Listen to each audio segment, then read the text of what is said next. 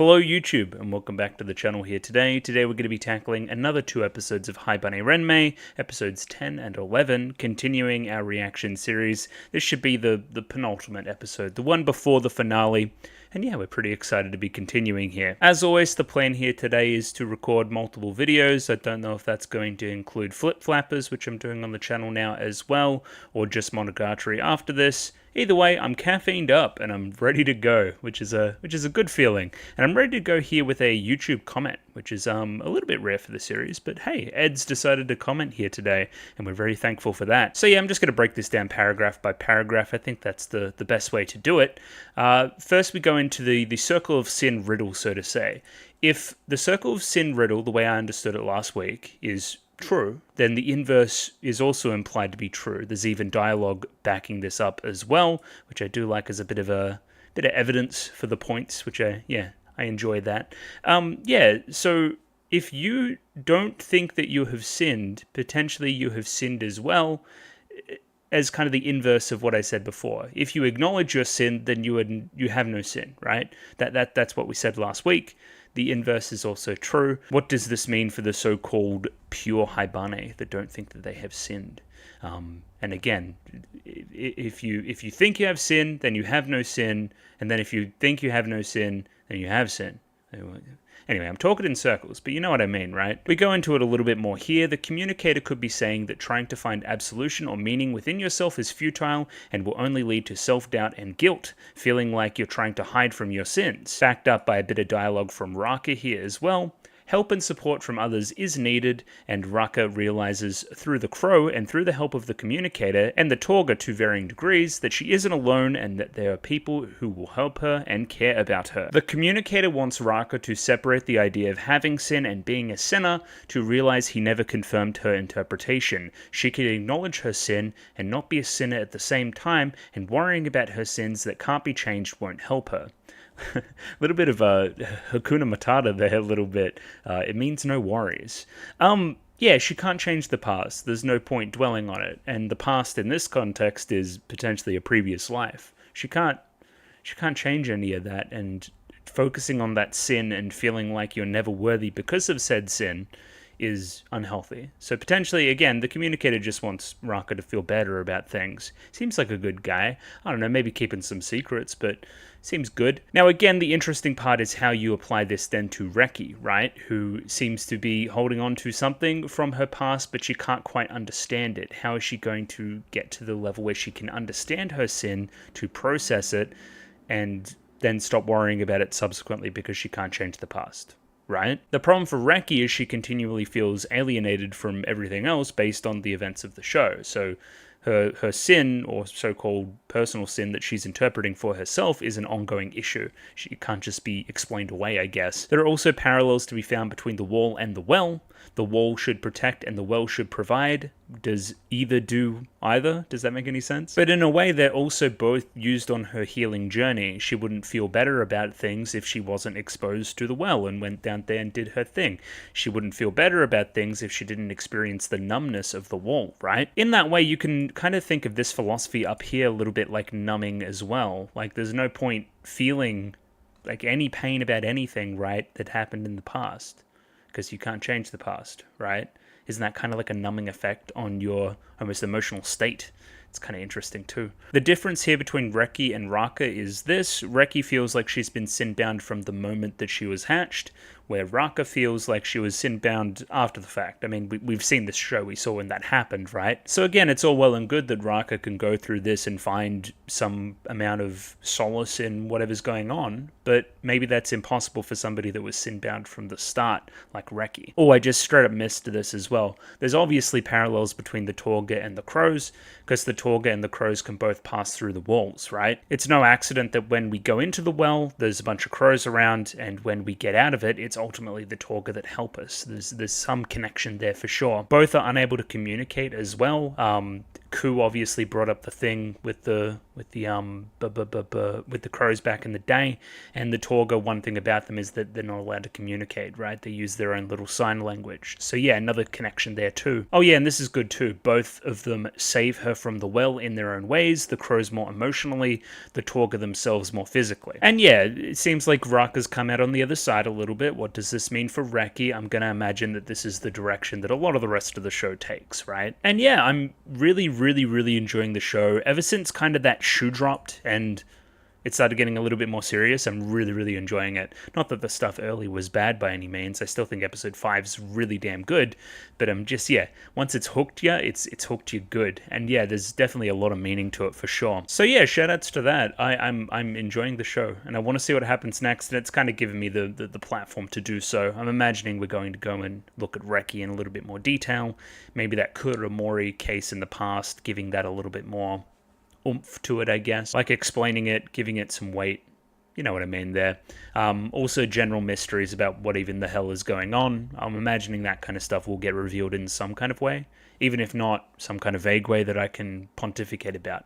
Probably. Either way, on to the next episode, and let's do that Patreon shout out. So I have a Patreon, which is very cool. I like having a Patreon. And yeah, the gist is if you pay me $6, I'm going to give you episodes a week early. So if you're really hankering for that last Haibane Renmei episode, you can pop over to the Patreon and see it. That's your prerogative. You also get double votes in polls. There will be another poll relatively soon for the Haibane Renmei replacement. Either way, many people have given me money, starting with Mickey Babbers, Trails++, Akumancer, Bobbin, Chobo Ribby, Dapper Dwarf, Domobot, Ichu, Ed, Fancy Question Mark, Fleur Nightingale, Fried Rice, Fruit, Gloriana Tenebrae, Glyke, Greybeard, Gus N, Heath, Ika, Yako Yavnen, Joran, Kelvin, Kimskell, Clem, Nosta, Kot Begemot, Lou, Mistake Chen, Nelu, Need, Panic, Pencil Sharp 333, Ron Led B&K, St. Lily, Sal, Sam1373, Skeleton,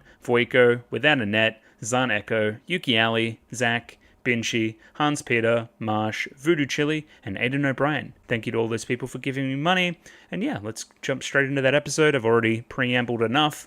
Yeah, let's find out what's going on in Haibane Renmei episode 10. Rightio, I have a very bright episode 10 up there ready to go. 24 minutes and 17 seconds on this one, so sync up accordingly with your own copy. There'll be a picture-in-picture version in the description below, and I'm using a very similar version to everything else that's out there. I think Tesseract authored it on Nya, if you want to look that up in your own time. I don't know. I'm going to hit play on the video now. Rightio, 3, 2, 1. Go. Thank you, Haibane Renmei. Yeah, we're back. Yeah. The last 2 weeks have been very depressing. Excuse my voice as well. So, I'm interested to see if we continue being depressing.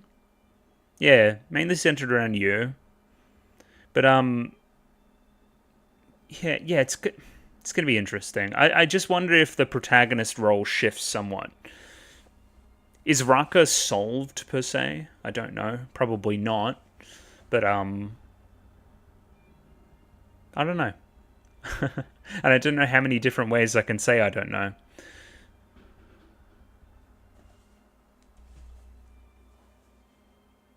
Yep. We're all good. Just making sure I'm not getting texted from work or anything.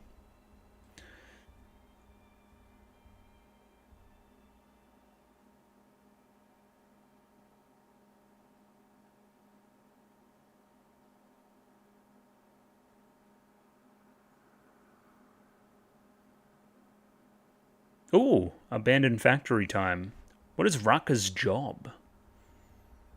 Oh yeah, she never did get a job. Correct, show. Good job. Remembering that.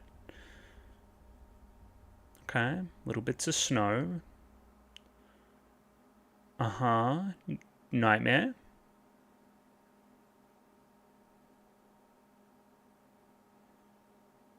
I hope nightmare. Otherwise, what is happening?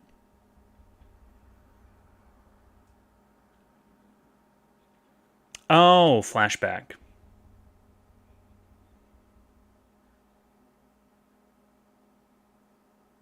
I see.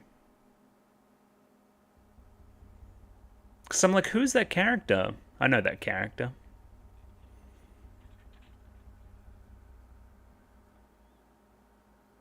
Oh, small Reki, finally.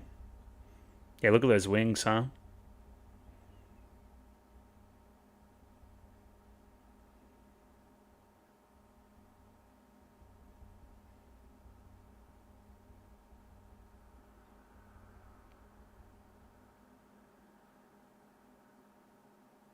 A lot of questions, for sure. Is that like literally the hatching? Yeah, I've seen this whole process before.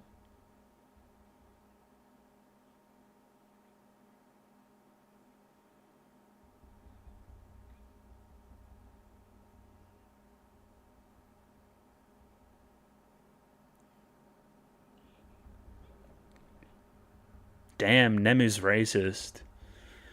Nah, we know they're beef. Been told it retroactively.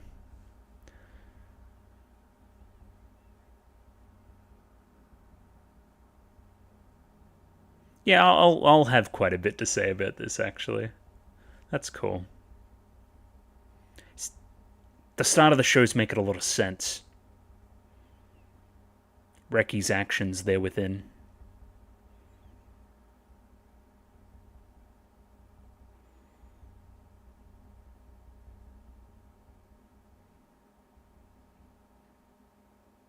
Okay. I got the feeling that the general populace didn't really like it. We've seen this too.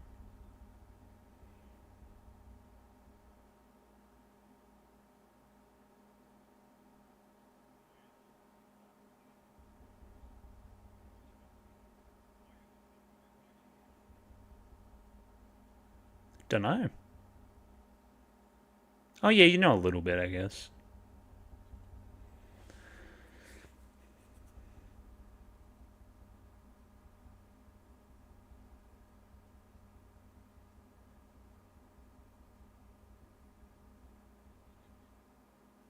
I didn't permit you to speak.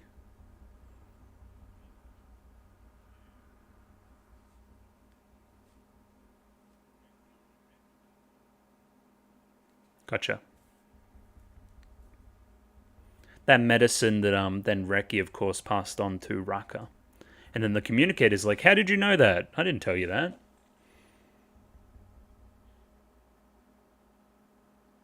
Stop self-harming? Yep, pretty good idea, I'd say.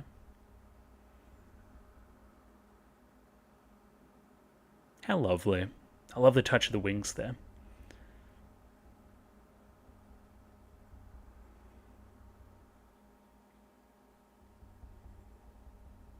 They're really piling it on thick here, but you can definitely see as Kuramori is to Reki, Reki was trying to beat Raka, right?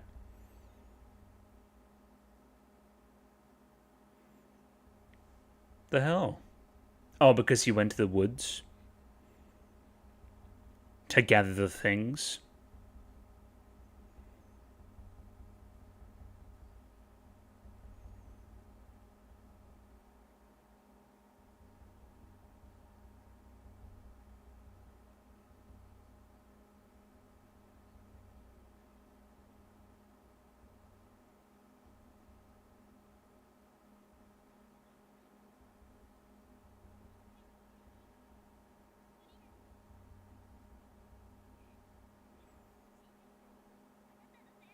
What a terrible thing to say. Abandoned factory it is. Maybe not yet. Maybe in a little second.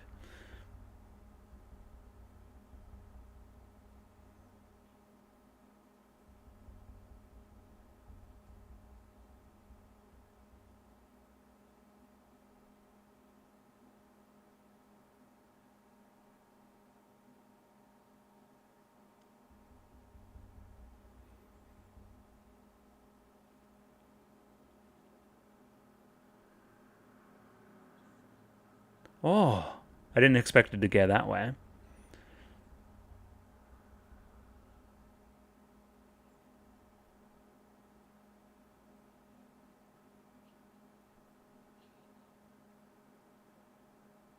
How lovely. I'm sure nothing else will go wrong.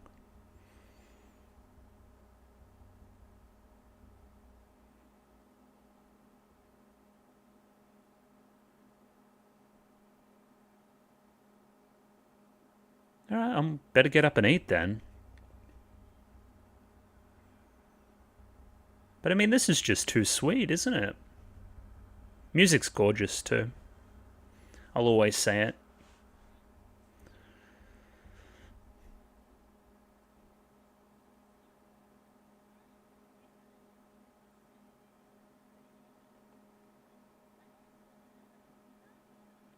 Purpose. A job. Yeah. How cool.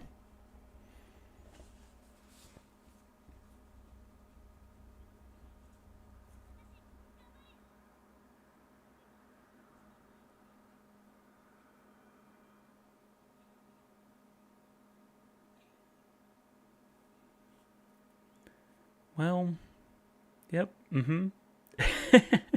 Because we know the ending, don't we?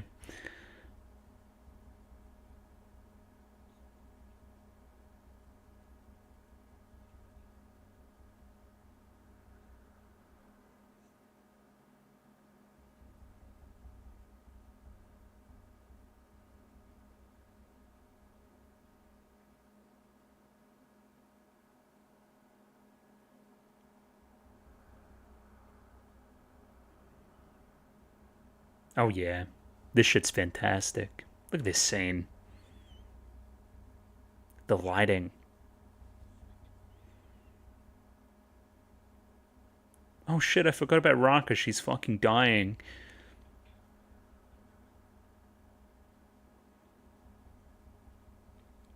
Thank God you're here. No, she doesn't look well. Okay, so she's not fixed.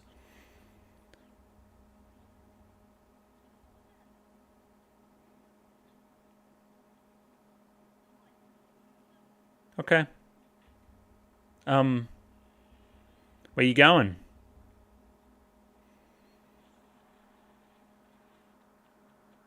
Okay. Yep. I've been here before.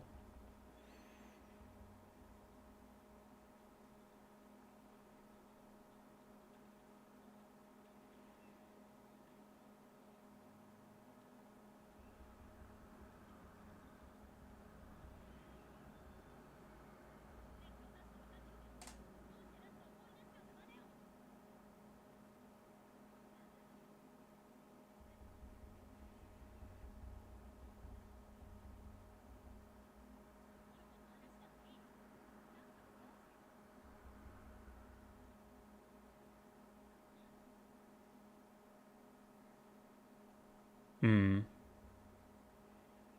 Okay.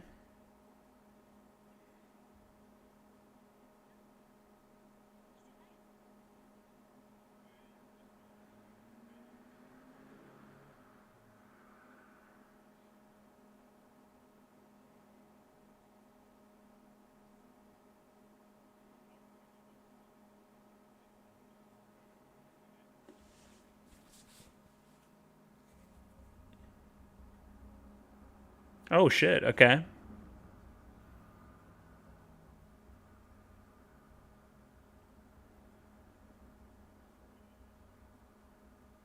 Is there an answer?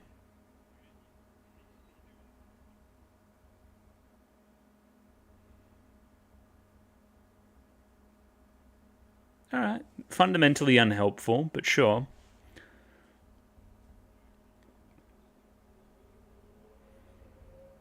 Huh? Me?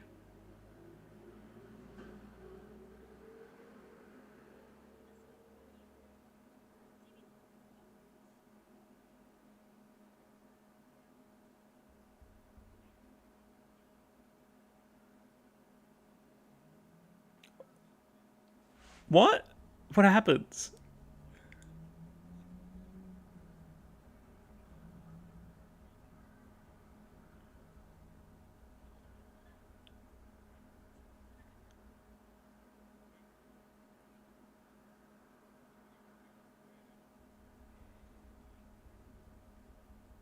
How do you know that?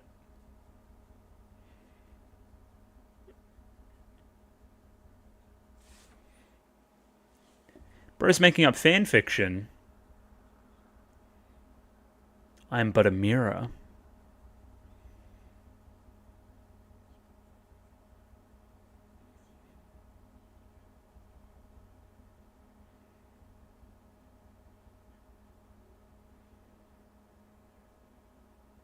Okay.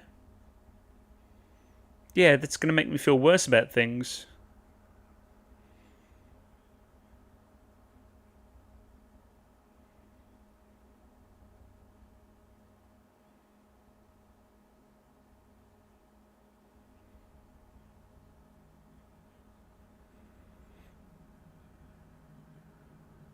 Oh.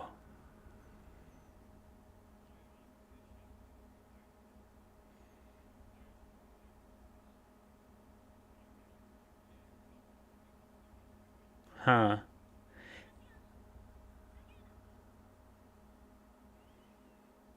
It is unfair. But envy is a sin. It is very unfair.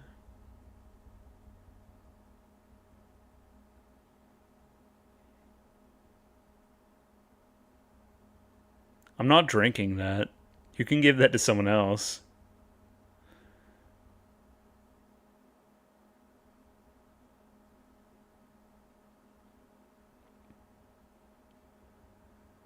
Hey, Raka, drink this.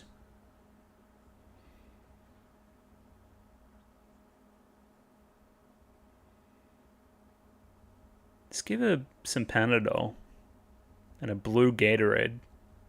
That'll make her feel better. Has to be a blue one.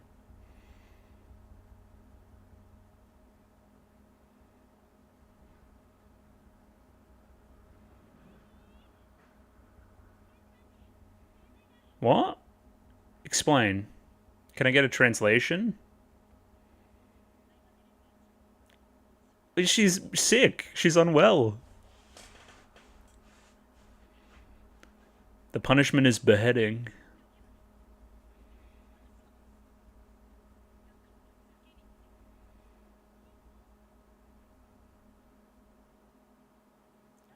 She seems okay. She's back.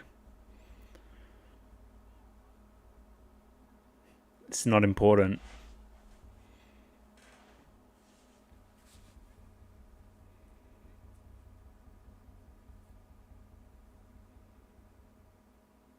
Okay. Mm-hmm. Mm-hmm.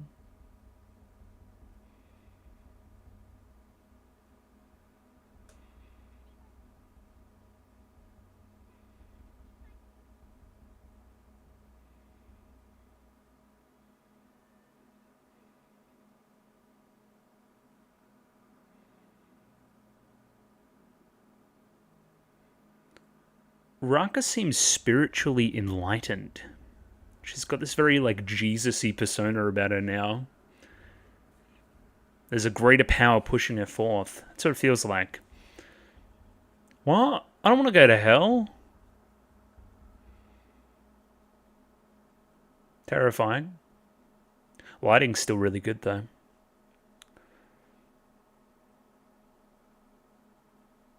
What? What is that? Explain.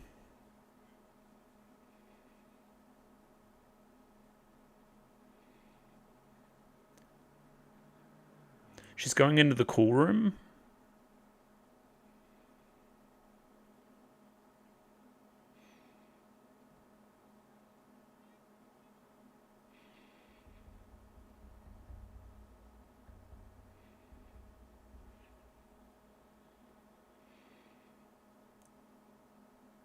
What is this?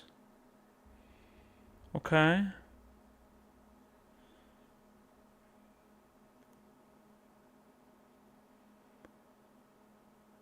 What is she going to have to do?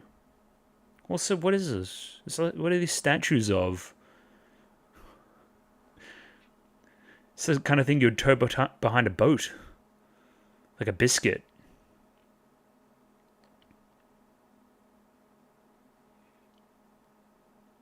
Finally glowing walls.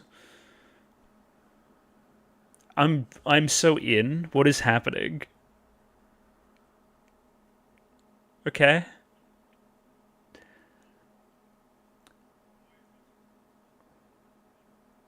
Okay.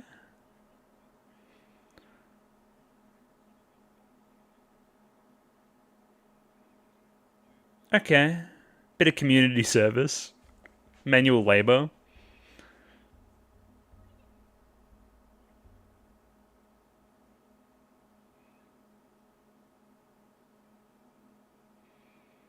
What is that?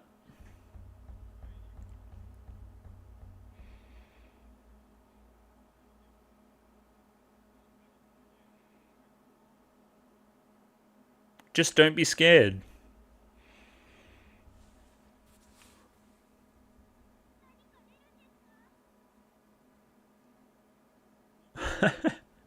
No answer. Yeah, what is making all the goo?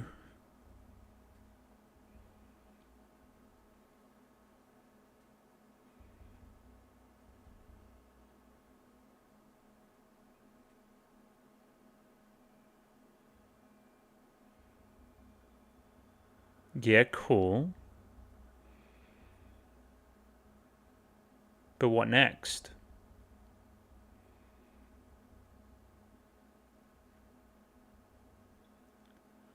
Uh, do not be scared. I thought that was going to be the end of the episode. I was going to freak out. Almost is.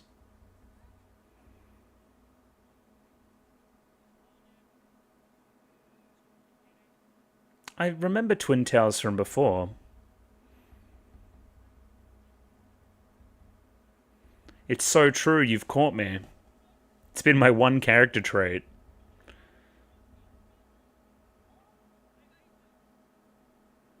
There she is. And you made a bad first impression. Again.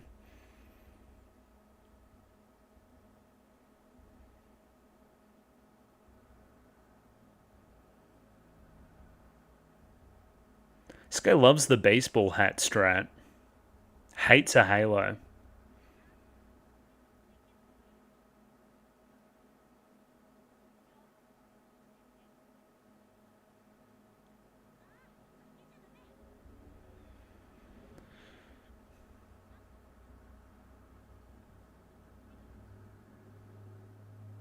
Finally green.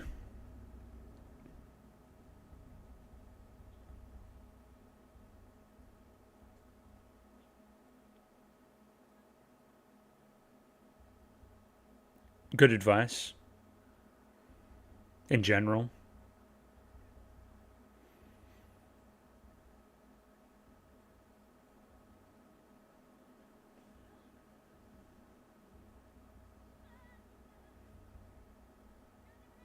I've got a gift for you from annoying guy.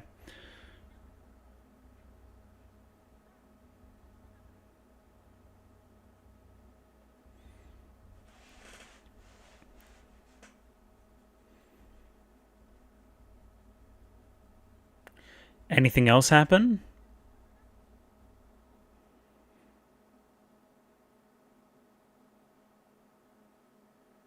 Huh.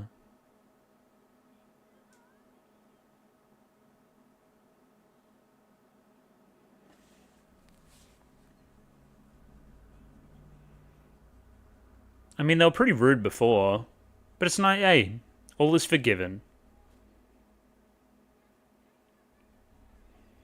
Yeah, why? Yeah, it's a token of apology. There's no obligation to give something back.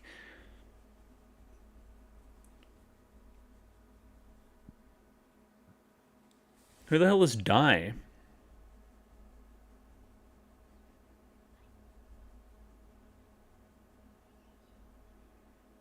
Okay. Why don't we all just live together?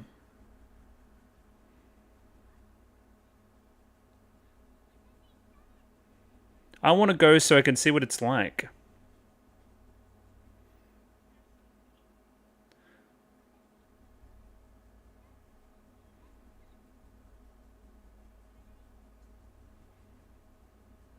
Oh.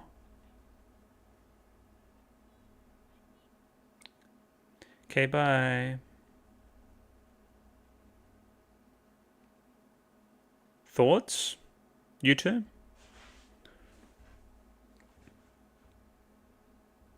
Oh, based on the conversation previous. Yeah.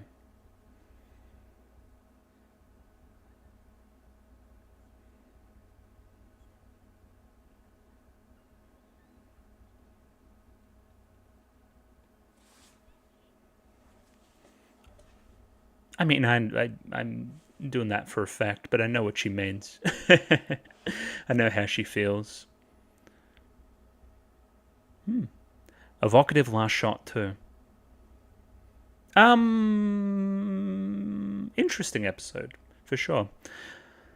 Kind of simultaneously had a lot of tension to it, I would say, but also felt really calm at the same time. Like I never felt like anything was bad was actually going to happen, I guess. Contrasted with episode 6 where the tension was palpable. You could feel like something was about to go down. I think this episode wanted to have similar tension with Raka being sick and then what's going to happen to Raka when she goes to the temple and all this other stuff. But I never felt like it was quite as severe. Maybe they didn't. And I definitely learnt a lot. We will definitely be going through that the flashback in a little bit more detail for sure. Definitely, the word is parallels. There is a lot of parallels between characters. Seems like next we're going to go see Abandoned Factory finally, in some respect. And there's going to be boys. I wonder what the boys are up to. Because I guess I clocked it really late, but Old Home is just full of just all girls. Oh, except for the kids, I guess. So it's kind of split off like that. Yeah. And yeah, we'll do like we have been doing and jump straight into episode 11 here, the third last episode. Let's do that right now. Rightio, I have episode 11 up there ready to go. 24 minutes and 6 seconds on this one, so sync up accordingly with your own copy. As always, there's that picture-in-picture in the description below, and using the kind of normal DVD set, let's just say that, right here at the 11th hour. Yeah, let's just jump in. Let's give it a 3, 2, 1. Rightio, 3, 2, 1, go.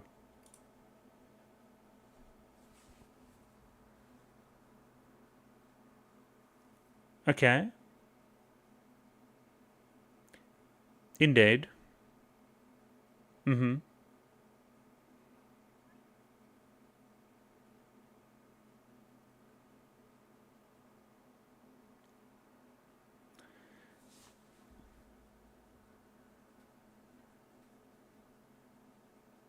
Yeah. That was very succinctly explaining what just happened. I liked that.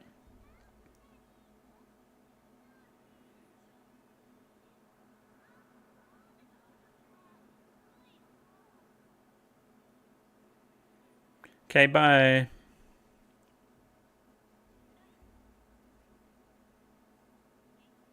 Please don't die. Die? Okay. And you're gonna go over Raka. Okay, fair enough.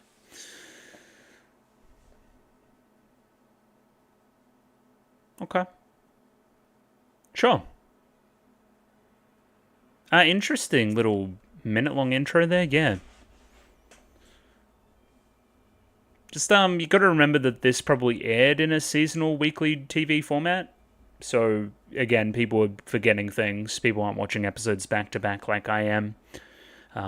Therefore, they may need little reminders sometimes about what's going on. It was well done. It was well directed and stuff. I was just like, I'm ready for the meat, so to say. Pause. But you know what I mean.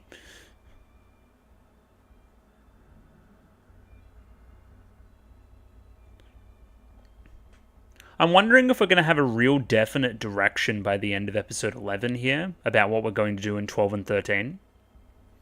Maybe. I don't know. A few more things coming full circle potentially. We will see.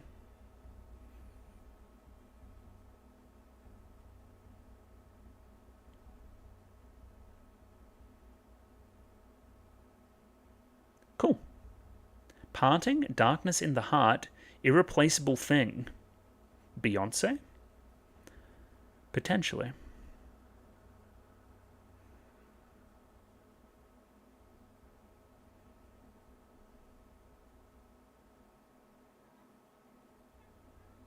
I hate the smell of the river.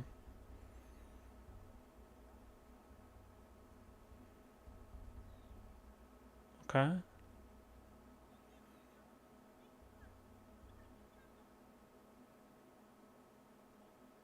I think she was projecting a little bit.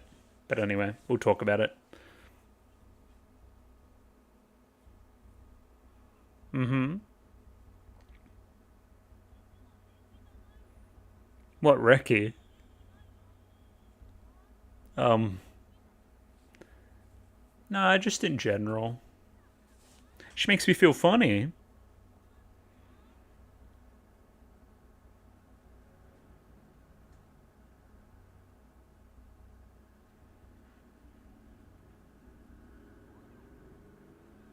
You're bombing Raka out. Can you stop?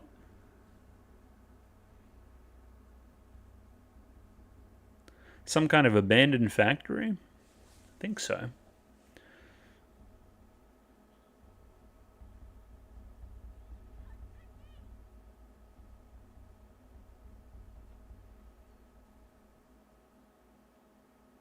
Is there not like a front gate, or do we need to?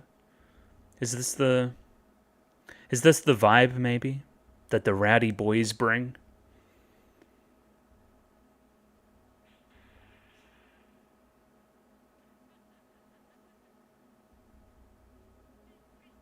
You're annoying. You're already way annoying.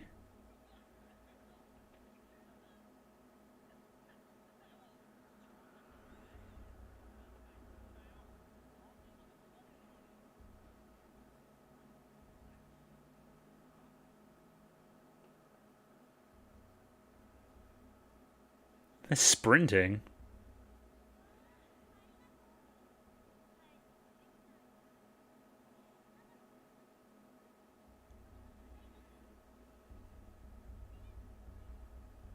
Oh yeah, of course Hikari made them. Yeah, great point. Thoughts die?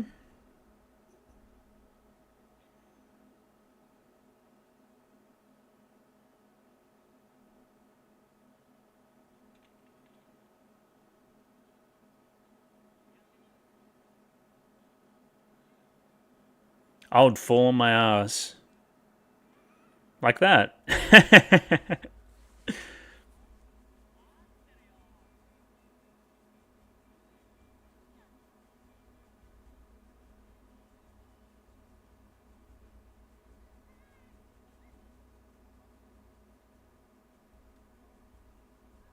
Not a. Hey. We forget and forgive. Yeah.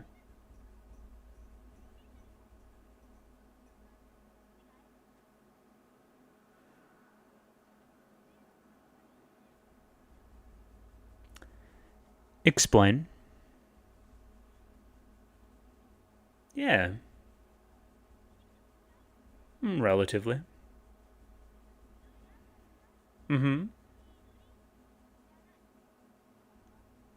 Just tell me. I want to know.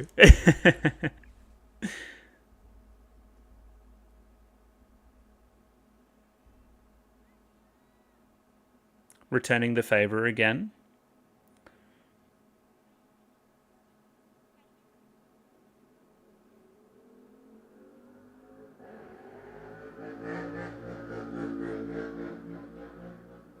Thank you, random motorcyclist.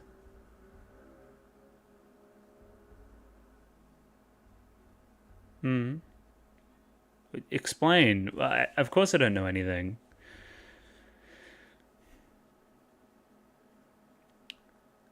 Yeah, like at episode 7 or... No, before that even. Episode 5.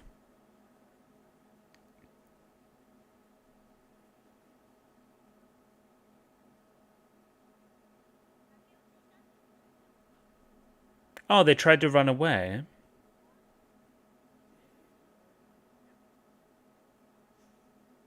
That's a read.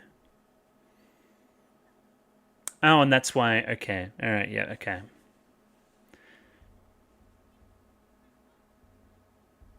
The old Reki may be dead. Because she felt like she was trapped. She felt like she had no other option. Okay.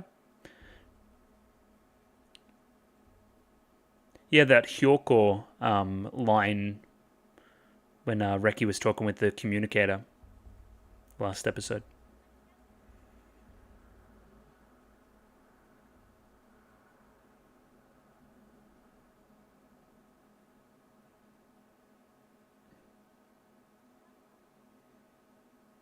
Hmm. Hmm.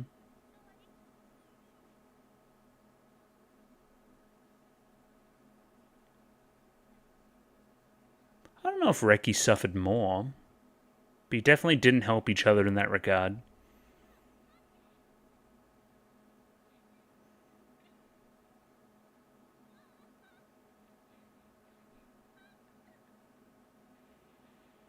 Well,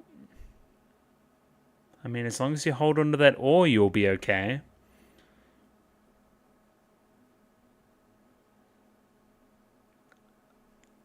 Okay. Are we accidentally going to fall and find out some lore? That would be cool. Sacred scripture. Tree! Yo.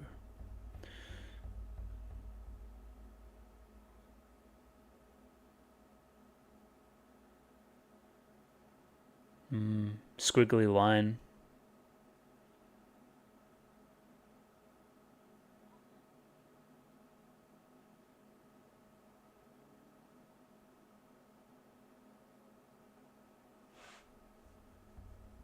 Is that music diegetic?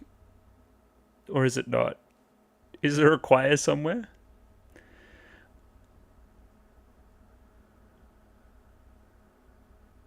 What is happening? I'm so in. Jesus?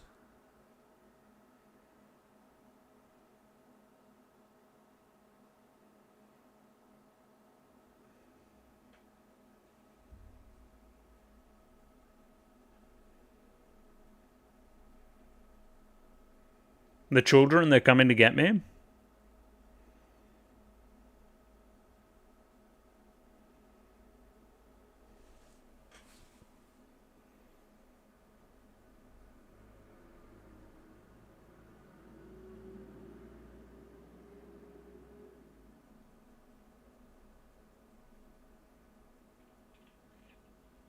Okay.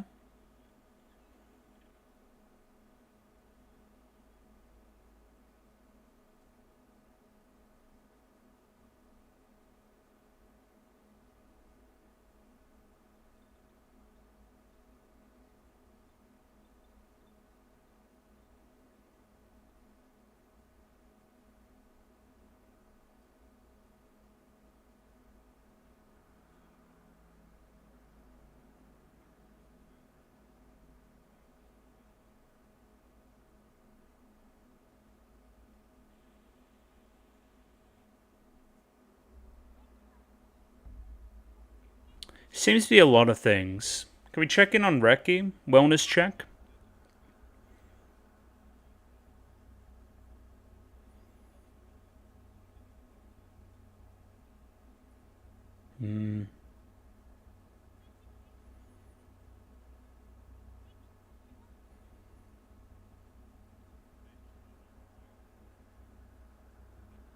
If only there was a way out. Yeah.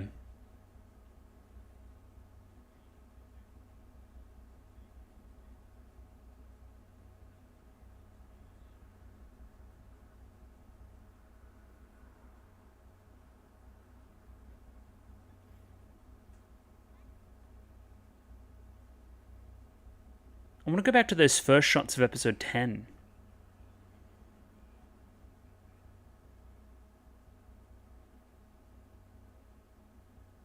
Oh, okay. Not much time is left for Reki. Fade to black.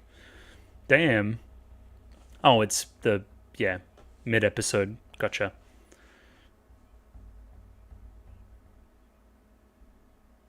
Okay. Oddly specific.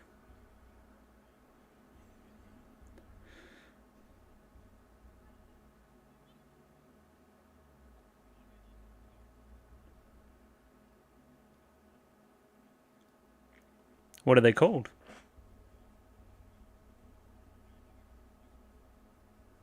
Hmm?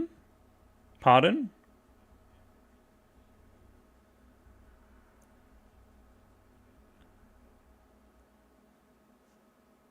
Are you implying what I think you're implying?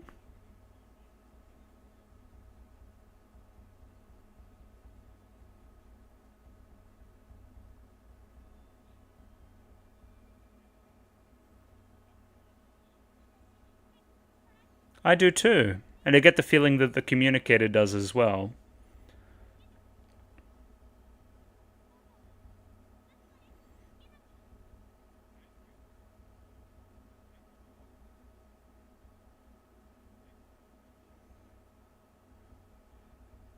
She needs somebody to be her savior, right?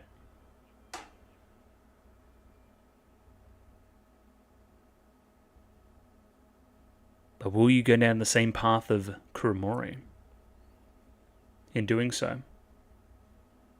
And only make matters worse. Increase the guilt.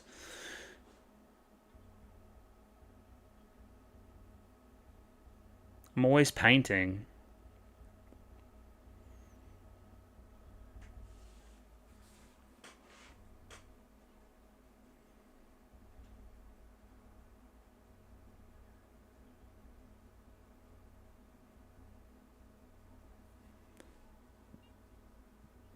Mm-hmm.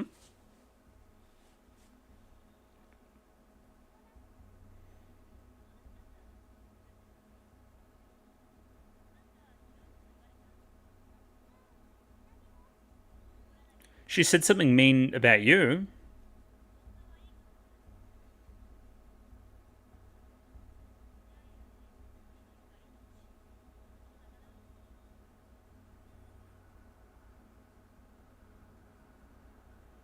I think I get the feeling of what happened there. I'm piecing together that narrative.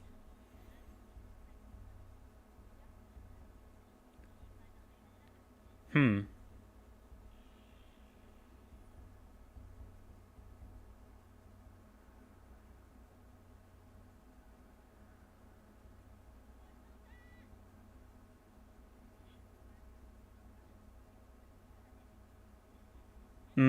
Afternoon shifts may seem good, but they're not. Just makes you very tired. Night shift's worse, though. Stay away from me, freak.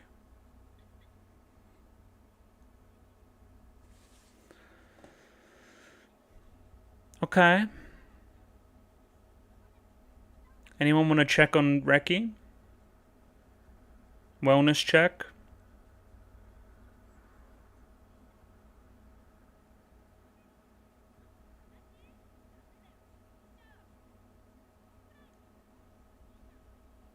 $10? Yeah, remember the whole thing? Timing's very important.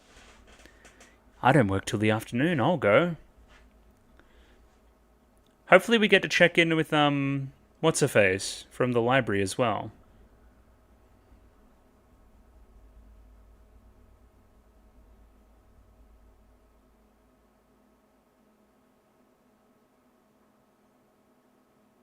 Yeah, okay.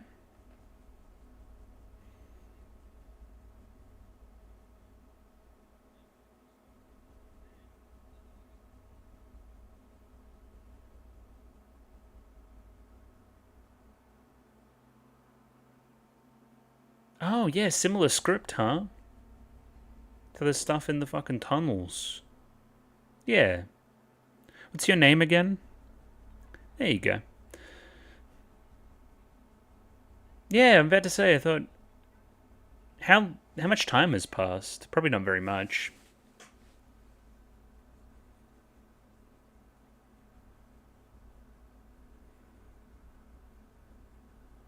What? The miracle of life?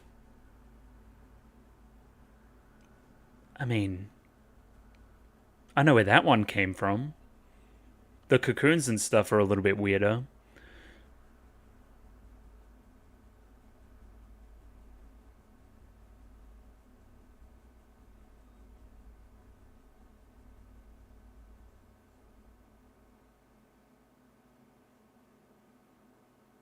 Okay, well, that's very important.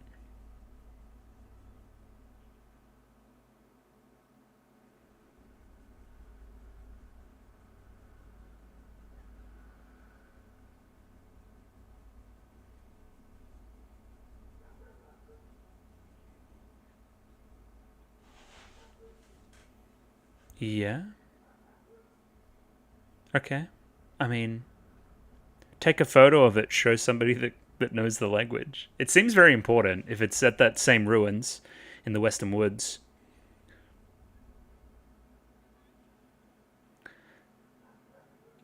This kid just keeps eating shit. I guess that's how it is when you're riding a skateboard for the first time. The kid is also a metaphor, though. Reki's always eating shit as well, figuratively.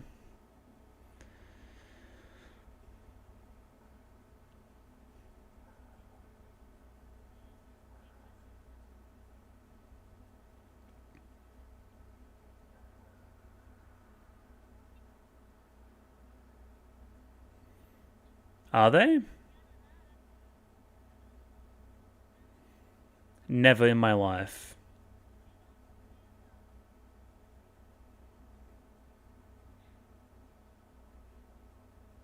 Yeah, it seems very platitude-y. She just hides in her room and paints, huh?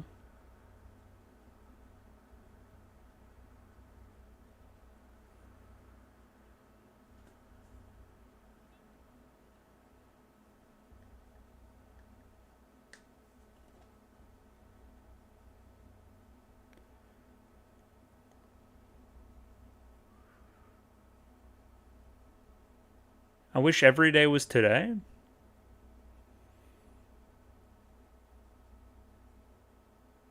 Hmm.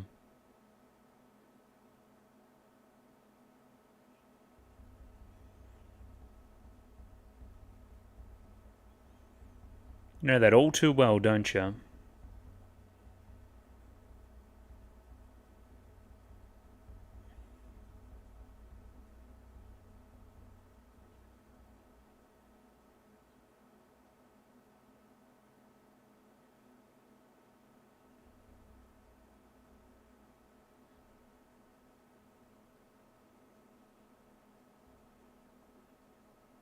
Didn't really see her eyes. Do you believe that? You still weren't able to confront it. Yeah, okay. Gotcha. Mm-hmm.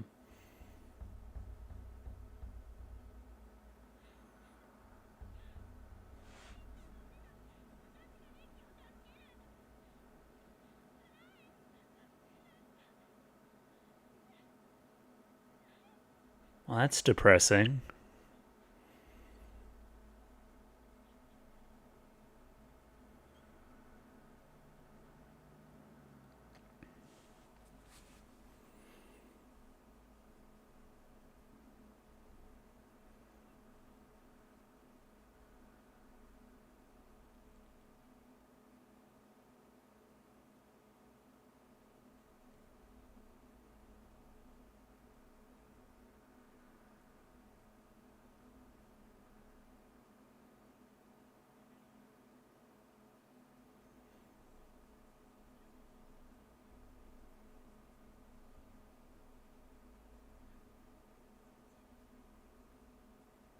Hmm. Hmm. Mm-hmm. Okay.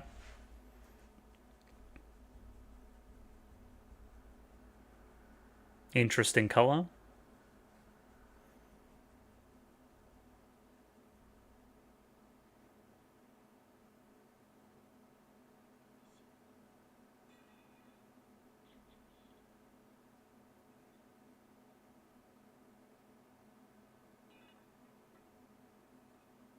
That was fantastic. That was really good.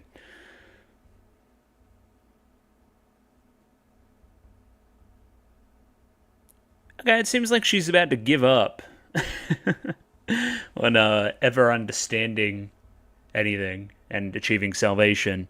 Again, the implication there, of course, I think, is that Haibane, that don't pass on, right? They stay here and they become Haibane Renmei, right? Like that's the implication, is that the communicator used to be a Haibane that wasn't able to understand anything, and then again is forced into isolation, lack of communication, forced into facilitating the system instead of being, I guess, a participant of it and reaping the benefits there within. Kind of sounds like Reki, doesn't it? Somebody that's always facilitating but never reaping the rewards. And yeah, it seems like Reki has. It seems like she's okay with that now. She's resigned herself to that fate.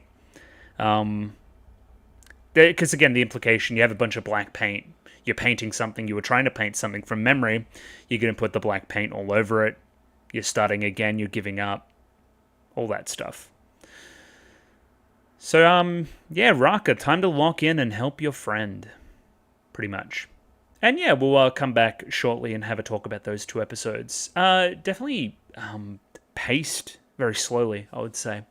But yeah, nevertheless, a lot of stuff to look at, I would say, as well. So again, we'll see how we go. And we're back. Haibane Renmei, episodes 10 and 11 in the book. I've kind of had my say about them just there before.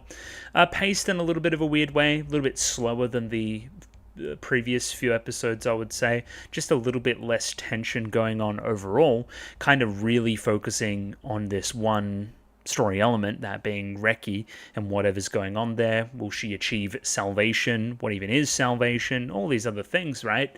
That seems like the overall point of the rest of the show. In that way, we don't really get much conclusive stuff in these two episodes, which is good. It'll make next week feel extra satisfying.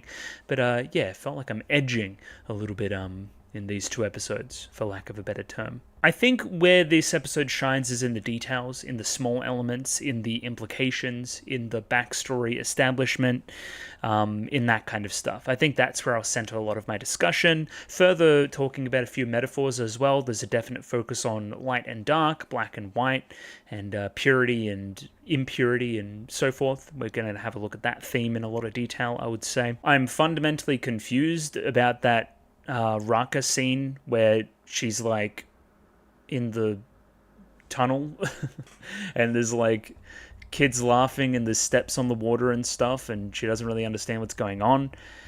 I would like some clarity there, but it's something to keep in mind. I'll give some theories, I guess, a little bit later on. And I guess, yeah, there's been an establishment, or there's been a understanding that we would address Abandoned Factory at a time. It seems like this is the time we have addressed it, and yeah, we'll go into the whole timeline there with Reki. Starting here with the Reki flashback, we'll jump back in here. Maybe that's a good opportunity to talk about it. We start on a few establishing shots of a cold, cold winter, right? We see a lot of contrast between the whites and the blacks initially, for sure. Again, remember we talked about the wind turbine, the winds of change, and not a lot of stagnation. This is an important event happening because the wind turbines are turning like crazy, right? Enter a boarded up room with only a few little snowflakes peeking through the gaps there. And yeah, as we see here, this is Reki's cocoon, and she's just popped out there if VLC wants to behave at all. There she is. Yeah, okay. Contrast. We're contrasting characters. The main three that we're going to be contrasting here today are Kuramori, Reki, and Raka, right? Now, we don't know about Kuramori, but when Raka was born, there was a lot of people around her. The room that she was born into was cleaned prior to her being there. It felt like she had a place. It felt like she had somewhere to call her own. She had a bunch of people caring about her, all these different things. Look at this. Abandoned room, not cleaned at all. Nobody found my cocoon. Nobody found... Yeah, there's a lot of Reki being different. Nobody found my cocoon like they found Raka's cocoon. Nobody found my secret behind my birth, behind my sin, right? And as opposed to Raka. So, like, you can kind of see that parallel, right? I'm still in the dark. as opposed to Raka, who was in the light. Again, we see this from the very first episode. Reki appears from the darkness into the light and then finds the cocoon, immediately gets everybody in there, makes sure the room's well lit and prepared. No such thing happening here for Reki herself. Interestingly enough, Nemu is the one that finds her first and then goes off and tells Kuromori about it. We can even see the light here playing a huge role in the scene as well, for sure. And even that quick shot of Kuromori, right? We can already establish what her deal is, right? She was like Reki before Reki. She helped the kids out. We can see the paintings in the background of all the kids. She was like that kind of carer type. The implication here is that Nemu also found her pretty late. So Reki had to bear her wings sprouting, so to say, by herself. Again, as opposed to Raka, who had Reki with her the entire time, taking care of her. It really does feel like Reki is cursed in that way, right? Like she's trying to make somebody else's life better by not letting them go through the same things that she had to go through, right? This was very painful. This wasn't very fun. I'm going to try to facilitate this not to happen to people in the future, facilitate a system there of looking around, looking for new cocoons, that kind of thing, but then never getting the reward for doing so. It does feel like she's just been left behind, right? She's doing everything right. She just isn't within this really vague system. Again, according to, I guess, a general Christian sense of morality, right? Karmic justice even. She should be rewarded, but she's not. Of course, the first thing we notice here are the wings as well. She is sin-bound from birth. The first time they sprout, they are already black. It's pretty obvious to see another connection here. That would be a motherly connection, right? What do we associate the wings with? We associate them with birds. This is your first step out of the egg, and the first person you actually see that embraces you is Mama Bird. This is my mom, everybody. She's going to take care of me. And I eventually lost her. Again, that could be almost another point between Raka and Reki, right? The implication of the crow, the dead crow for Raka, was that it was a parental figure, right? In that way, Raka has lost that parental figure now, and Reki lost a parental figure in Kuromori. Very obviously here, we're going back through a lot of elements from that first episode, right? And addressing them in the past. Like, this is what happened with Reki's version as opposed to Raka's version we saw in the first episode. Huge tonal difference in the music as well. Just, again, you're trying to facilitate. Nobody ever facilitates for you. Even Nemu here, right? Nemu was very quick to embrace Raka, and the whole group was, right? Again, as opposed to Reki here, who is a little bit of an outcast based on the wing color. Nemu doesn't want to embrace this person. I'm going to say it every time it appears, but hey, look at her hiding in the darkness away from the light. This is where I belong. I'm sin-bound. I'm not like the rest. I'm excluding myself. She's even doing this up to current day, right? Hiding in her room, painting in the dark, not a lot of light in there, and then of course we add in the black paint by the very end of episode 11 as well. Yeah, this is still what she's doing even through to today. Another point of contrast here would be the reaction of the town. Remember the first time Raka went through town and everybody was looking at her, right?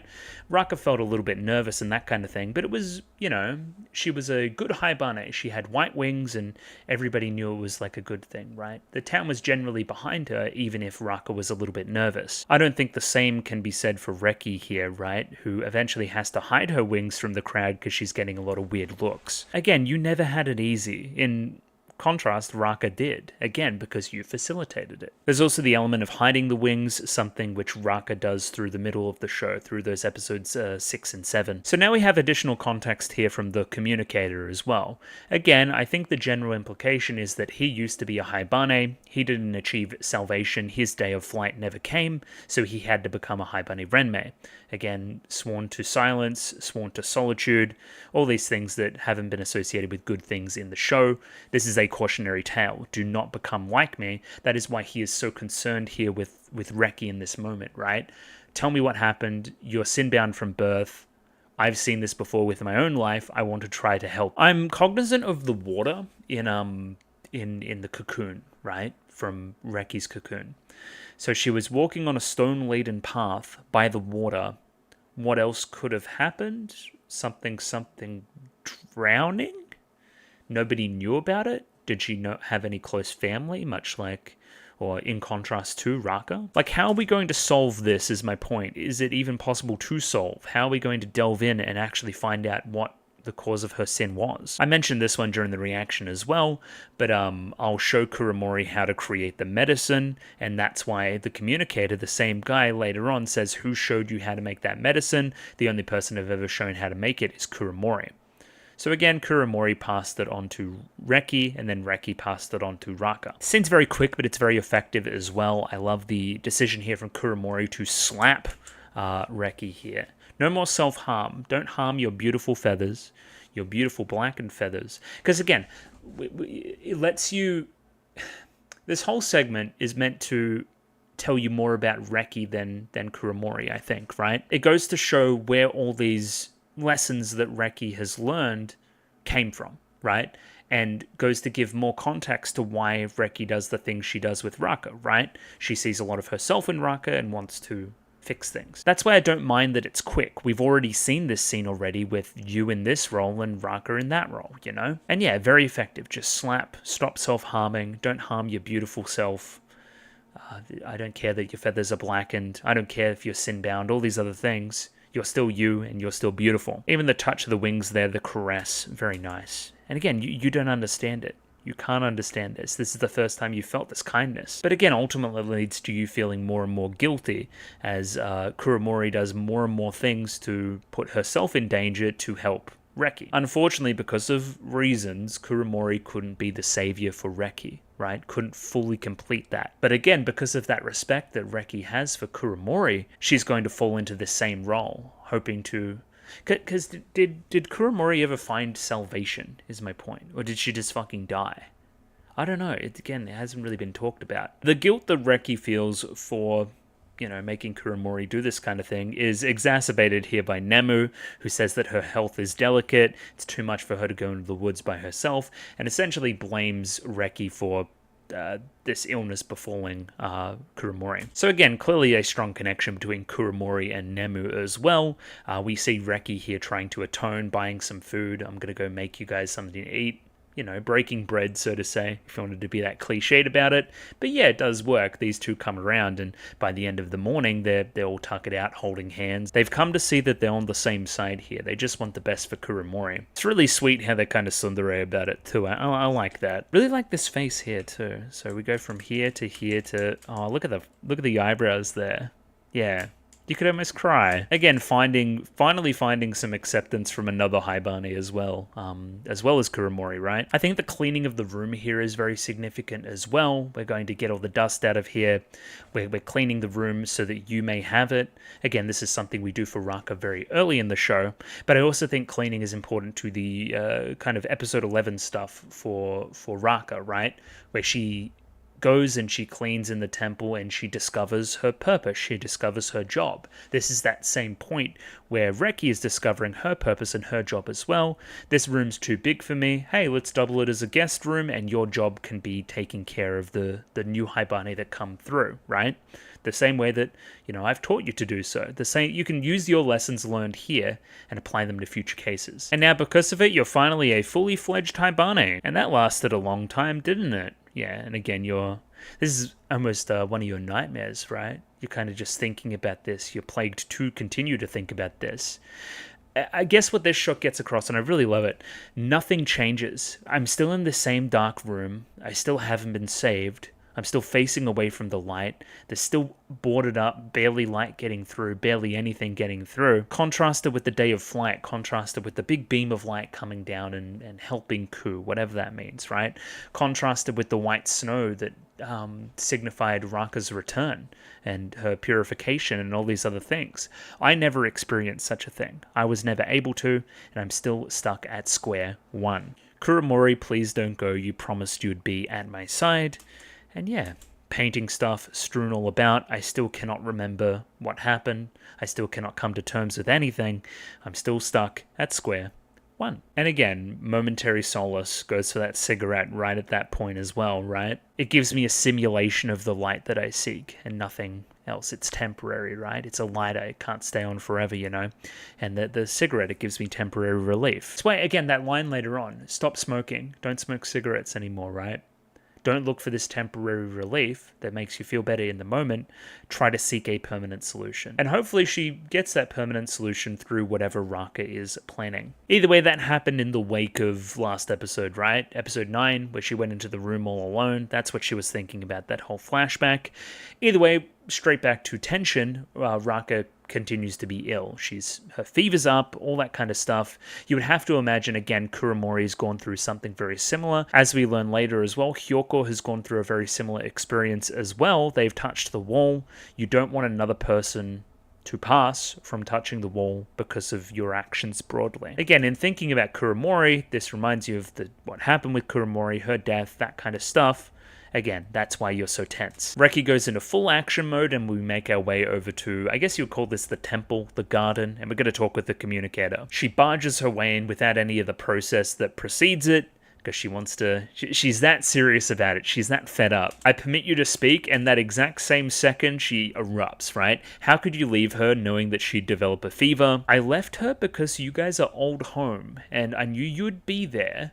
And I suspect that you would come here as you had done it previously for Hyoko as well. Essentially, we're pleading with the guy to help heal her, to call off the wall's power, all that kind of stuff, but he can't do such a thing. The rules are the rules. So, okay, here's my thing, right? Why is touching the walls bad? The walls themselves are pretty... Like, I wish I could go get a picture quickly, but I can't. They're all very clean, right? So is touching them kind of giving them an impurity, right? And in that way, that impurity is almost bounced onto you as well, and that's what causes you to feel bad and so forth, right? That's the curse. Don't touch us, we want to remain pure. Again, that's why I'm thinking that Raka needs to seek retribution by cleaning the walls from the inside, by repaying the faith and cleaning what you have once dirtied. That's why she can't take off the suit. She can't touch the walls with her dirty skin or whatever, even from the inside. Either way, Raka needs to work through this on her own, and we change the conversation over to Reki, right? We learn here that Reki got told that same circle of sin riddle that we heard a couple of episodes ago back in the day, and she's been kind of struggling with the answer of it. Raka was able to, I guess, learn something, able to achieve an answer, right? The bird gave her forgiveness. We're waiting for Reki to receive something similar, but it's not coming, right? We also learn here that little time remains for you to be a Haibane, right? Your day of flight will come at some point, or it won't, or you'll run out of time. I think we say winter during this 2-episode chunk here somewhere.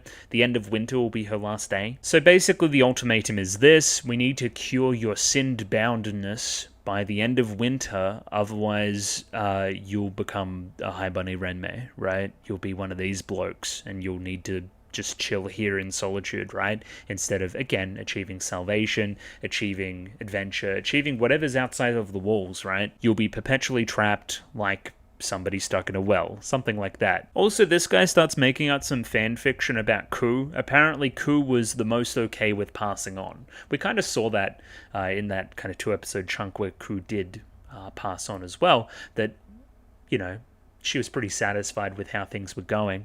And again, as we say here, pretty confident that everybody would follow after her, right? So it's my time to pass on because I know that everybody else will meet me again, right? But again, none of this is confirmed. I hope it is confirmed, though. I hope Reki and Ku and everybody is able to meet in whatever the next life is. Okay, then what about Nemu? Nemu's a good Haibane. She deserves to have the day of flight. Why is she still here? Why hasn't she passed on, right? Well, it's still you, in a way. She feels guilty passing on and keeping you here and leaving you here below. Again, in the wake of Kuromori's death, Nemu feels like she's the only one that understands Reki's full story, right?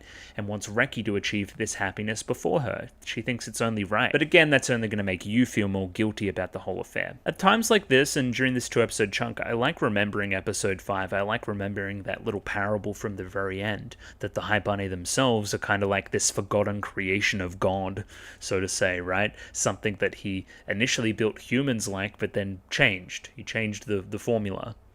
But then accidentally dreamed the Haibane back. Accidentally, as you do. Again, I can't quite click all the pieces into place there to see something quite profound about it, but you can kind of see how that's applying to what's going on here too. Definitely a dreamlike quality to all of this. Either way, we're going to grab some medicine for Raka, and this is the parting piece of advice. You mustn't feel envy towards Raka and her getting over the sinboundness and that kind of thing, right? Again, envy is a sin in itself, so you're going to be sinbound if you continue to hold on to such feelings, but can you blame her? Have you seen the events of the show? If anybody deserves to have a happy ending, it's Reki, I think, right? Deserves to be saved, you know?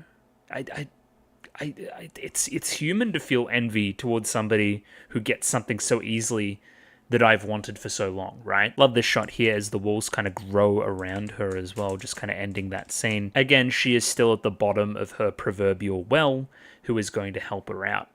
Again, she doesn't have these crows around her to help her. She doesn't have that special connection, you know? Again, much like the first episode, what is Reki doing again? Still caring for Raka, giving her this bit of medicine and helping her feel better ultimately. But again, we've literally seen this here play out with Kuromori and Reki in this episode as well. You could definitely, they're really flogging those parallels, is my point. Even this shot here, it's the same as the shot I kind of talked about before, you know? Exact same. Still hiding away from the light in the shadows. So then the plot appears. We have a bulletin up from the Haibane Renmei. Essentially, you're going to be punished for your crimes against fucking humanity by touching the walls. And again, it sounds very severe, but it ends up being kind of chill. She just goes and cleans for a bit. I do like the sense of tension to it all, right? I'll talk about it when we're kind of walking over there and so forth. But either way, Ranka is up and about and ready to take the punishment herself. She's not going to let somebody else go in her stead. I'm not going to let Reki continue to sacrifice for me. It's time to take some personal responsibility. I did indeed touch the wall, so let's follow the system here. I also must return this cane, of course. I promised that I would. Again, that's kind of your indicator as well that she's going to be fine, ultimately. I promised to give back the cane. You're not going to leave that kind of string dangling there. This also reminds me of the returning of the umbrella, which is something I'll talk about next episode as well. A lot of kind of reciprocation is a theme here in these two episodes. Again, you want to ultimately reciprocate to Reki what she has done for you. Right? Again, ultimately like a Christian ideal as well. Treat others as you would want yourself treated.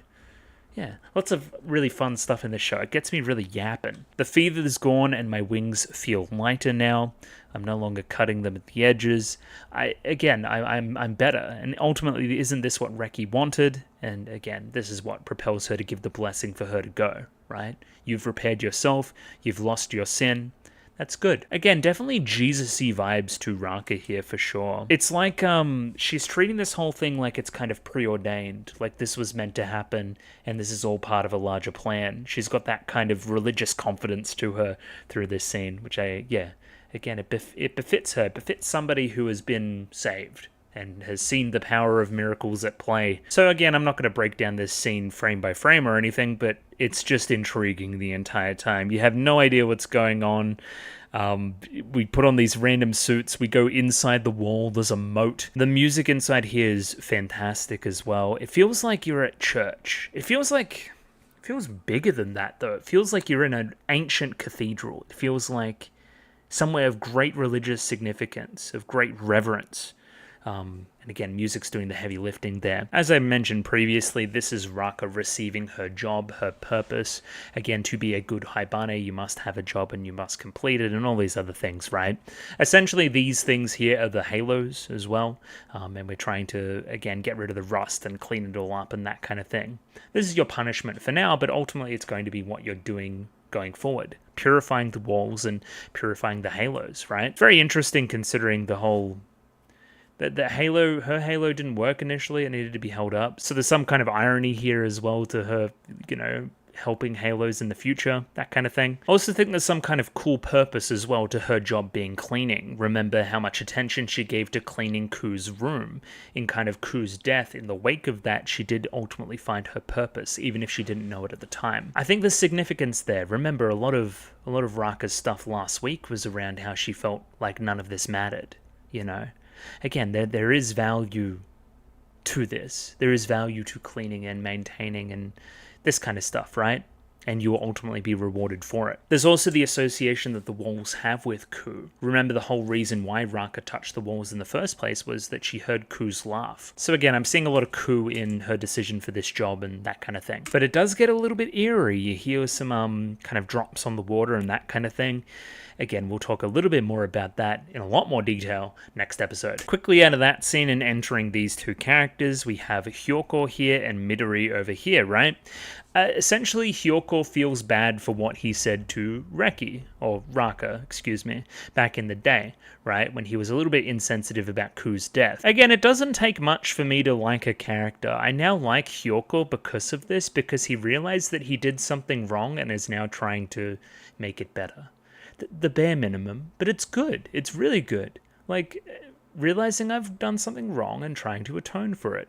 Again, you can see the thematic similarities to a lot of other stuff in the show. I think the vibe here is that Midori kind of likes Hyoko, I think, right? Or at least cares a lot about him.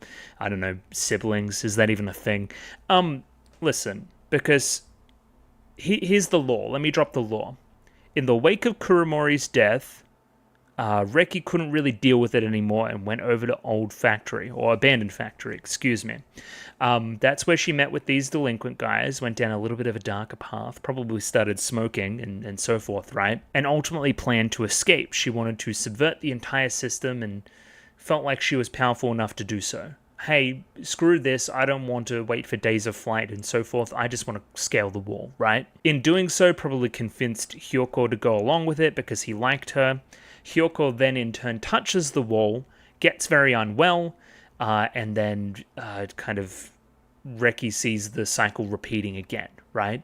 I've made somebody close to me that cared for me unwell again in my presence, I can't do this anymore, and runs away. Midori gets pissed off at this whole thing, right? You've hurt Hyoko, and then you just run away again, what gives?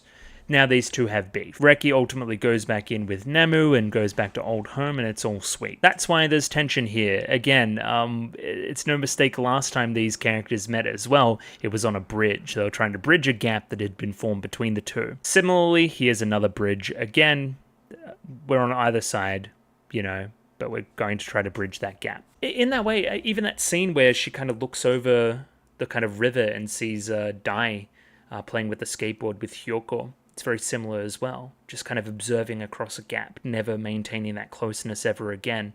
Something has been done that is kind of irreversible in that way. So Midori crosses that gap of the bridge because Hyoko isn't man enough to do so himself to give over the gift, right? These are for Raka, give them to Raka. Now, I don't know for the life of me why Reki was holding another umbrella, but hey, you'll get cold, make sure you hold on to this. Reki, again, continuing to care about people, right? Again, they want to mend this relationship, but there's still tension there, right? I think ultimately the returning of the umbrella is the making of everything okay again, I think. And again, the small amount of concern kind of reciprocated here. Stop smoking. It's not good for you. So this is all in the wake of Raka having the punishment as well. Kind of walks over because Reki's picking her up. And yeah, she just explains that she was cleaning the temple. It didn't seem that bad. But again, episode 11, we'll talk about what happens there. Oh, there's also something very significant as well in Raka's job being cleaning. Remember the blotches on the wings, trying to clean them, trying to dye them, that kind of thing. Cleaning Ku's room, as I explained before. Ultimately, you're going to be the one that cleans and cleanses Reki. Again, hopefully. Again, that's where I think the show's going, at least. The end of this episode is basically just setting up the next. Hey, we should reciprocate this gift because these are some nice baked treats, of course. Two birds, one stone, of course, with Dai needing to go back to the abandoned factory soon as well for a visit. Hey, why don't we go and give them a gift? And it gives us a chance to check out Abandoned Factory finally as well. The decision is made there ultimately for Raka to go and give off the gifts to Abandoned Factory, and we end the episode with a small scene here with Reki and Nemu. Basically, Reki continues to feel guilty about being a burden, so to say, on Nemu, right? Nemu will never achieve her own salvation if she keeps worrying about Reki and her achieving hers. Again, I'm the lost cause here. I want to make sure that I'm perceived as the lost cause, so again, those around me can be saved. And I'll just be left alone like I always am. Again, self-sacrificey. Again, always being the savior for others but never being saved yourself. All that kind of stuff. Yeah, again, Nemu doesn't really understand here, but I do. And yeah, ultimately we end the episode with the moon shining in on that window on the two plants. Again, you could think about two different Haibane here, which kind of signified with that kind of little sapling from the opening. The light is shining on these two, but a long shadow is still cast behind them. Again, there's water to go under the bridge for, again, you could say Nemu and Reki, or you could say Raka and Reki, I would say. Straight into episode 11 now, and there's some interesting stuff. I think this structure here is a artifact of this being a TV anime. It just kind of reminds us about stuff that should be at least fairly obvious, I would say. Like, just, it catches us back up to what's going on. Again, when you're watching this weekly, this is something that's needed, not really for me here at this moment. Sometimes it is just nice to lay it all out.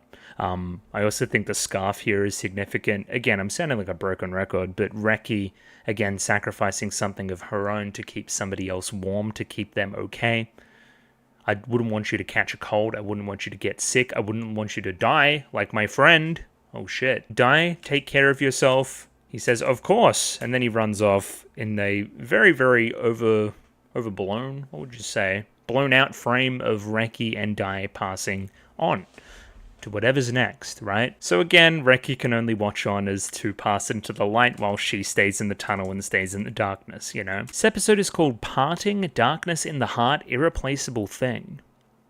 Don't know about the irreplaceable thing. It's not coming to memory quickly. Maybe that says more about me than it does the show. I think this scene here with Dai says a lot with a little. Again, he's a kid. He's not going to be particularly profound about anything, but I think in that simplicity, you do find some profoundness.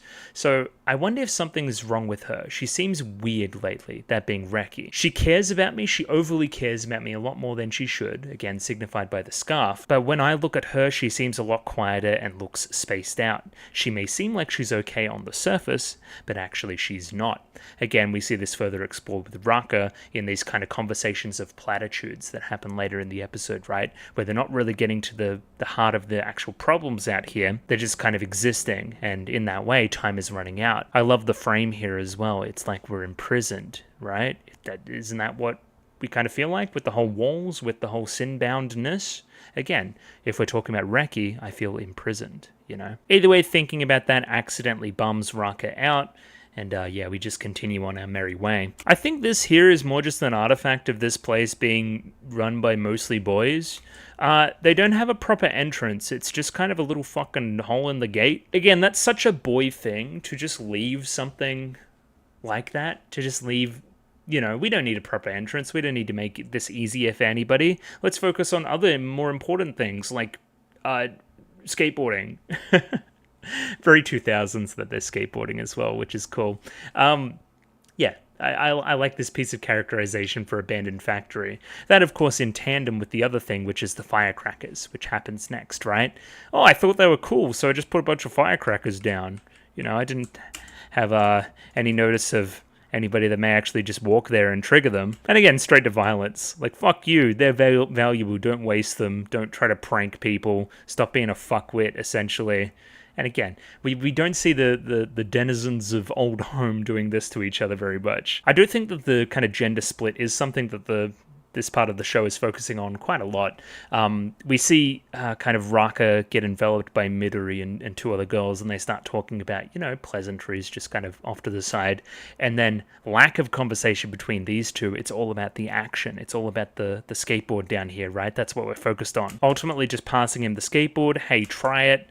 This is how these two are going to bond, as opposed to these four. Yeah, I really like the fashion and the skateboarding. Oh my god, it's so 2000s. Yeah, Abandoned Factory is so funny. These guys are, yeah, they look like a fucking Bratz dolls. This is great. Either way, I'll describe this conversation here, again, as exchanging pleasantries, right?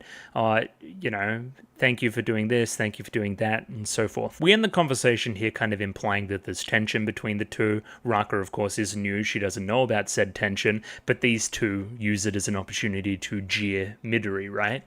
Again, indicating to me that there was some kind of grand falling out between Reki and Midori, and that Midori may have feelings for Hyoko. As Raka is leaving, Midori runs out to give back the umbrella that Reki gave her, and she uses this as an opportunity to talk some shit about Reki. She's still that same old do-gooder, huh? As we explain here, Reki and Hyoko at one point tried to escape, or at least that's what their side of the story is. Midori sees it as a little bit more villainous from Reki, which again doesn't track with her character for mine, but anyway. Reki got Hyoko involved because of her own selfishness, right? Hyoko was just like kind of a dumb guy. He just kind of likes Reki and was just following along, right?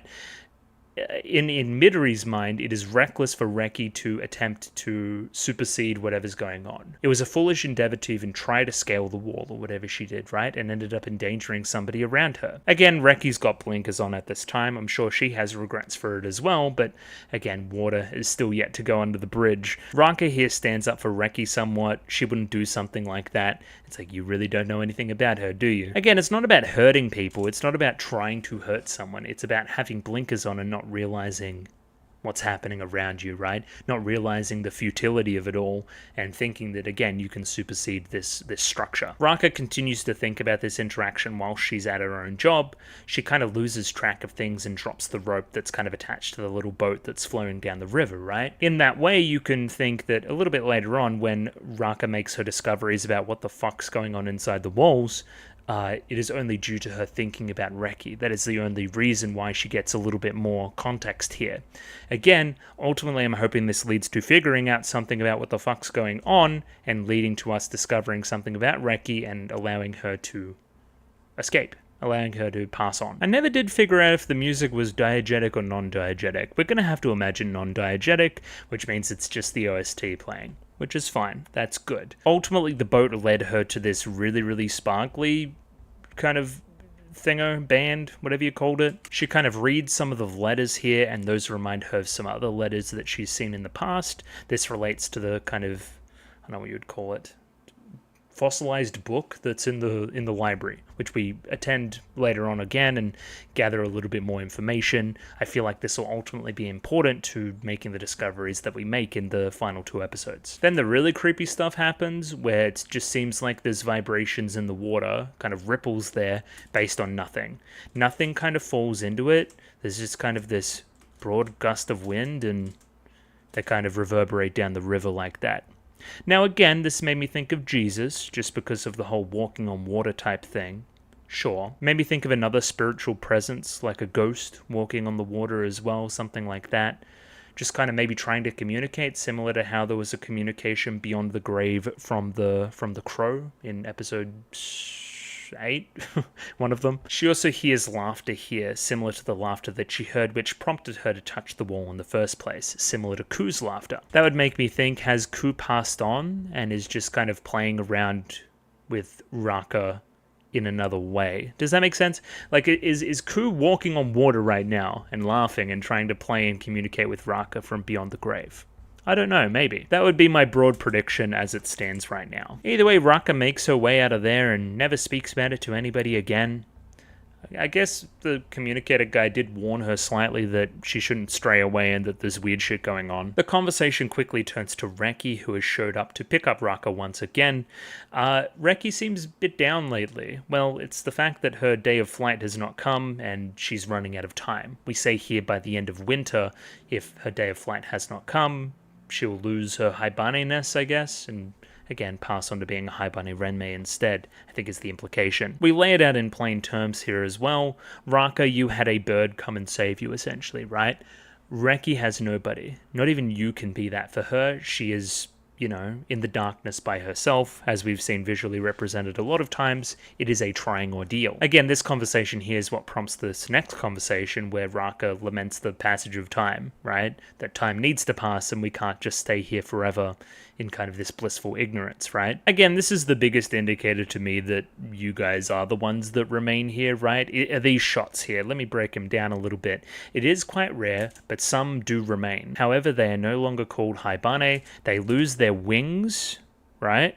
And halos. Focus on your halo and not on your wings. VLC, please behave. Yeah, that specific shot there of the lack of wings there is what gives it away for me. They live away from both the humans and the Haibane, and sooner than later they grow older and die. It is a quiet and peaceful but lonely life, focusing again on all the different things that represent yourself. You're talking from experience. And it really feels like the communicator laments the fact that he can't reach Reki, that he can't save her, right? I don't want to doom her to the same fate that I've been doomed to, right? It feels like whatever I say, it closes her mind. Potentially we need somebody else to help her open it. Saving Reki means parting with her. If she leaves here, you may never see her again. So in that way, you're kind of sacrificing your relationship with her and association with her for her own happiness. Again, that Christian ideal, pure, unadulterated self-sacrifice, doing something nice for somebody and getting nothing in return. That would be a really nice way to end the series. It'd be really nice if we were just like, oh yeah, I saved you, but we'll never see each other again. It'd be like really beautiful and stuff. I'd really like it. So hopefully we do that. So now that's put a bit of a time on this whole thing for Raka as well. If I really enjoy my relationship with Reki, right, even in saving her, right, I'm honestly never going to see her again. So like, that's a little bit of a dilemma, and again, the time limit on all of this is putting stress on her. Reki has come to pick us up, and we see that she's collected some painting supplies to use. Again, this is a symbol of hope. This is a symbol of trying to understand your origin and your sin, and ultimately seeking salvation. Again, that painting metaphor turns a little bit darker by the very end of the episode, of course. So it shows that even now she's still trying, right? We get additional context to the relationship between Midori and Reki here. She says nasty things, but she's a good person. Again, there's tension there, but they want to be nice to each other. It's quite a nice relationship between those two, I'll say. Oh shit, I missed this. What the fuck? Yo! Okay, this is crazy. Alright, hang on. Look at this. It's been 5 years already. Oh well, both of us are being stubborn. Look at her halo. It's starting to fade, right? Okay, that means that something is close. She's running out of time, much like Ku was, right? This is ominous, and this is something that I didn't notice through the first watch through. This is crazy. So you notice this and Reki doesn't, and this is what kind of prompts this reaction and all this talk about the passage of time. Again, this has the additional weight of the whole Ku thing. You're seeing the Ku thing happen in front of you yet again, but with somebody way more close, right? And again, in contrast to Ku achieved salvation. I don't think, as it stands right now, Reki is going to. Instead, she's going to be doomed to loneliness instead. Running out of time slightly here, so again, there's not much left. We'll just continue at a pretty good pace. We see Nemu here. Nemu is sick. She's gotten a cold. This will reflect a lot of the kind of scenes we've seen previously of other characters being sick and nursed in that kind of guest bed, even bringing us all the way back to Kuramori, of course, who was sick after collecting that stuff from the Western Wood. So there's a connection there. We'll see Reki join this room here a little bit later on. There's some fun stuff here as well. So if you have a cold, if Nemu has a cold, she needs to tell her work that she's not coming in today, right? You have the morning off because you work afternoons. Fair enough. You're able to go in. Kana cannot go in because everything is so time sensitive with Kana. Again, we've met Kana's boss, her dad, so to say, clock dad. Of course, you'd be concerned about time like that and kind of being late for things and so forth. It also gives us an opportunity for you to visit Sumika again and catch up with her. And again, there's a time limit there as well. There's a the baby's coming very soon, that new life being born. And yeah, that kind of, you're frightened about that. I see that kind of nervousness and that kind of stuff reflected in a lot of other characters too. The nervousness that life is about to change as we know it, right? The end of winter, the start of spring. Lots of stuff there. It also gives you an opportunity to go to the library and check out that book you wanted to check out as well. Here's the book in question. It reminds you of the symbols you saw inside the wall. Apparently it has an association with the ruins which Ku was at, right? Either way, Sumika's here. I would have thought that she would have... Anyway, it seemed like she was further along in the pregnancy, but I digress. I'm not particularly knowledgeable about the subject, let's be honest. Much like episode 5, I like the thematic lines here, wondering about the mystery of life and how I can create life and attaching that to godhood and all these other themes. I think that's very fun. And again, attached to the Haibane, who have a birth of unknown origin in a cocoon, that kind of metamorphosis there. Yeah, there's fun stuff. We get additional context about the book from Sumika here, right? So it's in the ruins in the Western Wood, I think similar to the ones that Ku was at. It was buried in the stones, this kind of fossilized book, so to say. It looks like it was turned to stone by some sort of force, doesn't it? And that will kind of wink there. Again, she's concerned with kind of the creation of life and gods and stuff. Odd. What an odd thing to say. What does it say? Well, I don't know, but see there's pattern things engraved on them? Some say those are letters, some say ancient drawings. If they are drawings, I guess they kind of look like human hands, I guess. I said I guess there twice, but you know what I mean. Again, this piece of information seems like it's going to be crucial in the coming episodes, I feel. what these symbols mean and how do we read them and so forth. I've talked about this scene already in a little bit of detail. You still respect Hyoko a little bit, right? And this kind of him teaching Dai and that kind of thing. But there's still that water that you can't cross. There's still that bridge that you can't make. There's still that connection that you can't foster, you know? And yeah, I think the kind of rift between Abandoned Factory and Old Home is something that I didn't notice until these 2 episodes. And I think it's quite well done. Even small little subtle stuff there. I really like this hand movement. If, again, behave.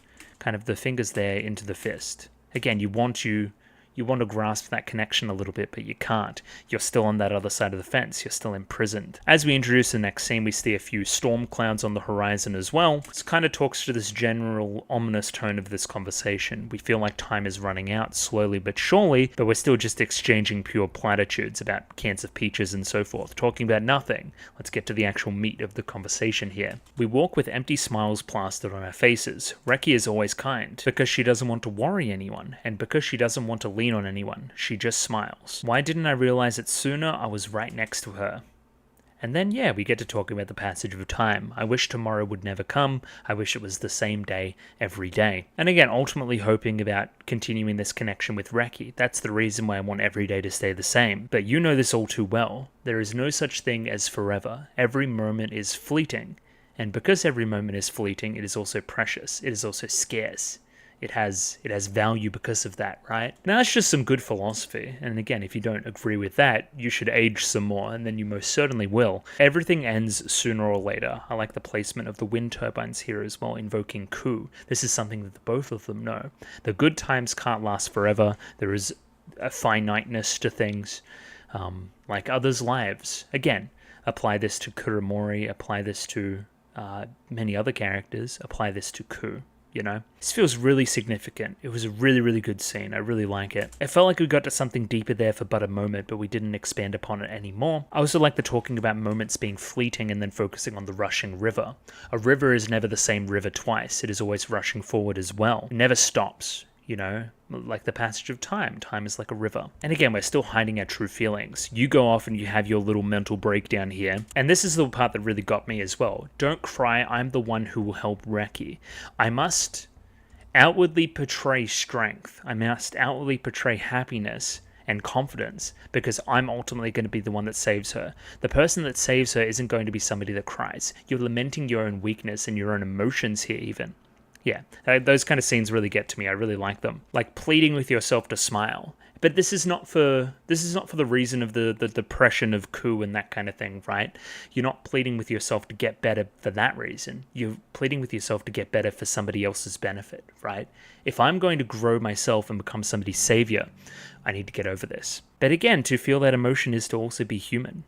Yeah, love it. Again, broken record, the sparklies and the lighting there are really good. Again, you're facing the light, but you can't bear it, you know? Very good. In contrast, we have Reki here, who goes to have a cigarette, but then notices that Nemu's in the room and refuses to have the cigarette, that moment of bliss, you know? Instead, goes over to Nemu and gives almost a final goodbye. You must know you're pretty close as well, right? Nemu, thank you for everything. If you ever see Kuromori someday, tell her I said sorry and thanks. I don't think I'll make it into that world. Now, Nemu here is kind of delirious. She didn't really hear that, but yeah.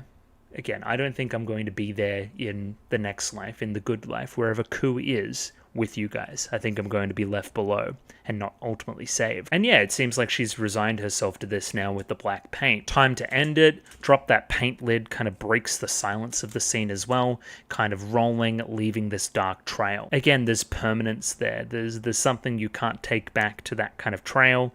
I'm kind of winding, leaving this trail of darkness before ultimately falling and remaining stagnant. Is that not a metaphor for Reki's life, or at least her life in Old Home? She shuts herself in the room where she does her painting, with only black paint. It's implied that she's going to paint over whatever she's been painting, right? It's going to be dark forever. I'm not going to achieve the light. I'm not going to achieve salvation. I'm not going to drop my sin and be able to leave it. I'm going to continue to be sin-bound and be left lonely forever. So again, that's a cheery note to end the episode on, but I think it's building up to something that's ultimately going to be pretty happy by the very end. I'm loving this show. I think it's very good. Again, as soon as that shoe drops in the middle of the show. I feel like it picks up pace a lot, and I feel like there's a lot of stuff there to grab onto. Again, even early it's good, and you just got to give it time. I think that's the thing I'll say with this show. It's, again, just loving it at the moment. I really am. Gets me in my yapping bag, which probably not since Utena. I did a little bit for Fully Coolly, but yeah, these older shows get me yapping a lot. Either way, next week is the last week. We're going to do those last 2 episodes, 12 and 13 there, of course. I don't know what to expect. We will see. Hopefully it's a happy ending. I would like a happy ending. Please, that would be nice.